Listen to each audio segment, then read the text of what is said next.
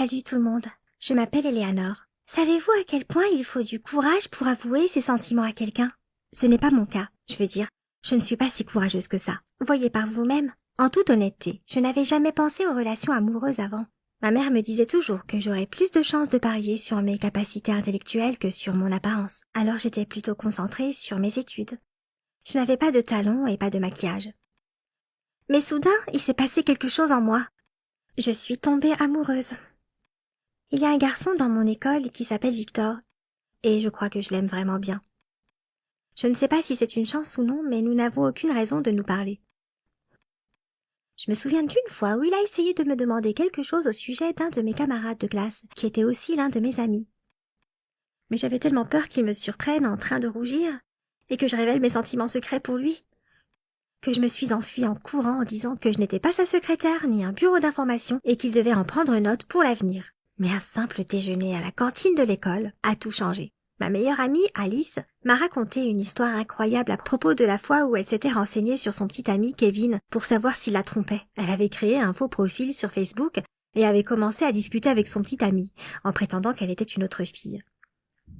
Heureusement, il était resté fidèle et ils sortent toujours ensemble. Mais cette histoire m'a donné des idées pour ma propre situation. Depuis, j'ai commencé ma nouvelle vie, ou plutôt mon autre vie sur Facebook. Nous étions déjà amis, mais j'étais trop timide pour lui envoyer un message en mon nom. Alors j'ai créé un faux compte, ayant téléchargé plusieurs photos d'une grande sportive blonde que j'ai nommée Sophia. J'ai commencé à consulter activement le profil de Victor, laissant une trace de moi en likant ses photos et ses commentaires. Il a fini par remarquer cette blonde, et nous avons eu de brèves conversations. J'ai fait en sorte que personne, pas même Alice, ne soit au courant de mon stratagème. Je ne voulais pas devenir une harceleuse, mais j'avais peu à peu l'impression de le devenir. J'ai su que je devais arrêter quand j'ai commencé à avoir de mauvaises notes parce que j'oubliais de faire mes devoirs. Mes notes sont vite devenues très basses. Ma mère avait l'air inquiète parce que, comme je l'ai mentionné, elle me prenait vraiment pour une intello. Je ne lui avais jamais menti auparavant, mais maintenant j'inventais des alibis qui m'empêchaient de bien étudier.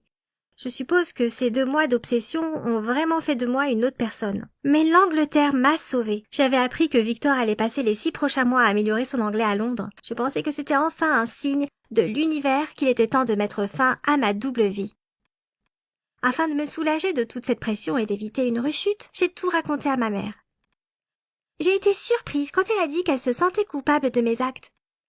« Je suis désolée. Je n'avais pas remarqué à quel point tu n'avais pas confiance en toi, ma chérie, a dit ma mère. Pour me remonter le moral, elle a fait quelque chose qu'elle n'aurait jamais fait normalement. Elle m'a emmenée faire du shopping. C'était la première fois que je m'amusais autant avec ma mère. On a pratiquement vidé le magasin. Quand on est rentré à la maison, j'étais sûre à 100% que je ne serais jamais plus aussi obsédée par quelqu'un d'autre.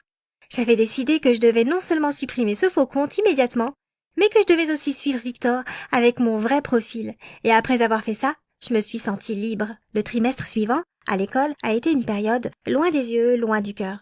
J'avais l'impression que mon amour malsain pour Victor avait presque disparu et que je redevenais peu à peu moi-même. Sauf pour une chose. Désormais, je commençais à aimer mon apparence. Je ne sais pas si c'était les vêtements neufs que j'avais achetés avec ma mère, mais je me sentais beaucoup plus en confiance. J'avais même eu le courage de raconter à mon amie Alice mon histoire qui me semblait désormais dérisoire. Elle a dit qu'elle était désolée parce que c'est elle qui m'avait donné l'idée de créer ce faux compte, mais je lui en étais vraiment reconnaissante. Juste avant les vacances d'été, j'ai revu Victor. C'était l'anniversaire d'un de mes camarades de classe qui avait invité pratiquement toute l'école à sa fête. Quand je suis arrivée, il était là, debout avec un verre de cidre, l'air un peu plus anglais qu'avant. J'ai senti quelques papillons dans mon ventre, mais je ne les ai pas laissés s'exprimer. À un moment donné, j'ai senti quelqu'un toucher mon coude. C'était Victor. Il a dit qu'il allait faire quelque chose qu'il aurait dû faire il y a longtemps. Et puis il m'a dit qu'il m'aimait beaucoup et que pendant toute la période qui avait précédé son départ pour l'Angleterre, il avait essayé de me parler, mais je n'avais pas fait attention à lui. Il a aussi dit qu'il y avait une autre fille qu'il aimait bien, mais qu'il ne la connaissait que depuis quelques mois sur Facebook. Et juste au moment où il pensait qu'elle pourrait le distraire de son attirance pour moi, elle avait disparu. Elle s'appelait Sophia. Cette fête a eu lieu il y a une semaine. Victor et moi avons déjeuné ensemble plusieurs fois, et nous allons au cinéma le week-end prochain. Je suis très nerveuse parce que ça va être un vrai rendez-vous. Maman et moi allons me choisir une nouvelle robe pour l'occasion. Je veux dire, je sais que ce ne sont pas les vêtements qui font de toi ce que tu es, mais une nouvelle robe me donnerait certainement un sentiment de confiance en moi. Au fait, je lui ai avoué que j'étais Sophia. Il a été vraiment sous le choc. Car il s'est avéré qu'elle et moi lui avons manqué quand il était en Angleterre. Dieu merci, nous étions une seule et même personne. Sinon, ce serait bizarre que je sois jalouse de moi-même.